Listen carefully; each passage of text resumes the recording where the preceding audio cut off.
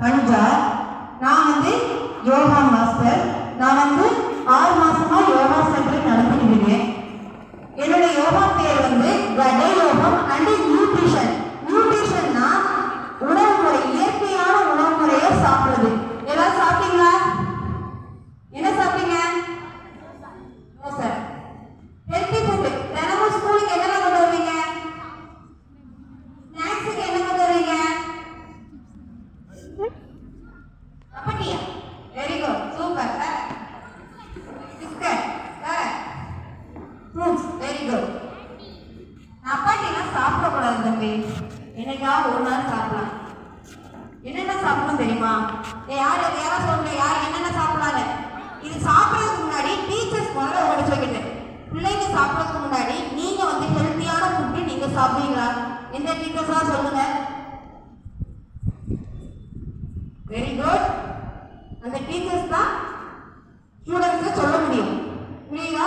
நம்ம டீச்சர்ஸ் வந்து இயற்கையான உணவு முறையான கொலக்கட்டை, வேற என்னது, பயிறு, நட்ஸு, அப்புறம் என்னது, ஃப்ரூட்ஸ்ல மட்டும் எல்லா சத்தும் இருக்குன்னு கிடையாது பாப்பா.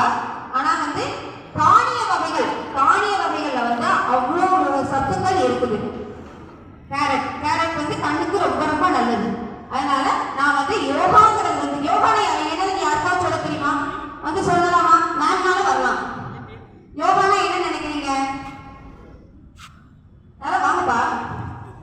யோகானா என்ன நினைக்கிறீங்க?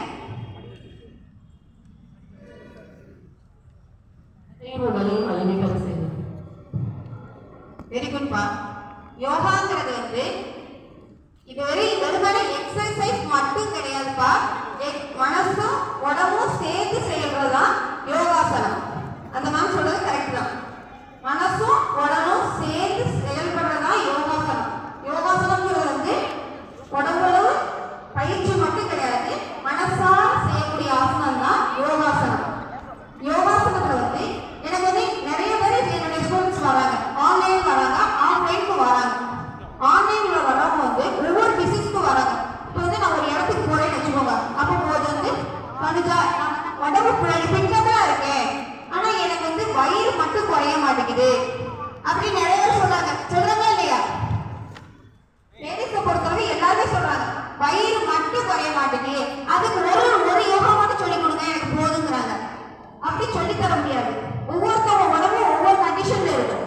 ஒவ்வொருத்தவங்க உடம்பு ஒவ்வொரு கண்டிஷன்ல இருக்கும். அதாவது வயிறு சம்பந்தமான யோகாவை மட்டும் நான் சொல்லிட்டு என்னோட ஸ்டூடெண்ட்ஸ் ஆரம்பிச்சுவாங்க. வயிற்றுல 2 வகையான வயிறு இருக்கு. மேல் வயிறு, கீழ் வயிறு. பெண்களுக்கு மேக்சிமம் மேல் வயிறு தான் வருது. வருதா வரலையா? அந்த தானே குறைக்கிறது ரொம்ப ஆசைப்படுறாங்க லேடிஸ் எல்லாருமே.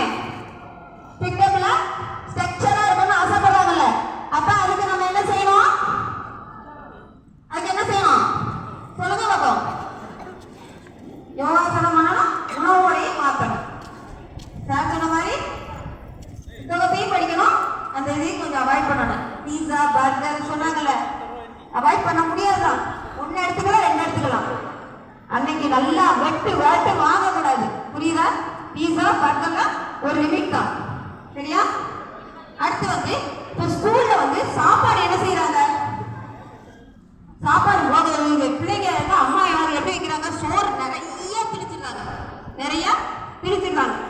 பிள்ளை நல்லா சாப்பிடுவாப்பா. அதனால சோறை அதிகமா வச்சு பிள்ளைக்காக இது பண்றாங்க.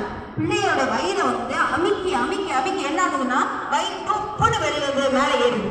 பிள்ளைங்களோட பாசத்தை வெளியே காட்டுறதுனால அந்த டிஃபன் பாக்ஸ்ல காமிக்கிறாங்கப்பா பேரண்ட்ஸ்கள். அப்படிதான் செய்யறாங்க. அதனால சோறின் அளவு கம்மி பண்ணிடுறப்பா. லேடிஸ் எல்லாருமே புரிஞ்சுக்கோங்க. ரைஸ் அளவு கம்மி பண்ணிட்டு காய் அளவு நிறைய சேர்க்கப்பா. யாரெல்லாம் காய் நிறைய சேர்ப்பீங்க? எந்த காயுமே கழிக்காதவங்க யாரும் சொல்லுங்க. பாகற்காய் பிடிக்குமா? எல்லா காயுமே கழிக்காம சாப்பிடணும். மேவயிறு, கீழ் வயிறு சொன்னீங்கள, மேவயிறு எதுக்காக வருது தெரியுமா? கேசிட்டிக் ப்ராப்ளம்னால தான் மேக்சிமம் என்ன வருது? மேவயிறு வருது. புரியுதாப்பா? கேசிட்டிக் ப்ராப்ளம்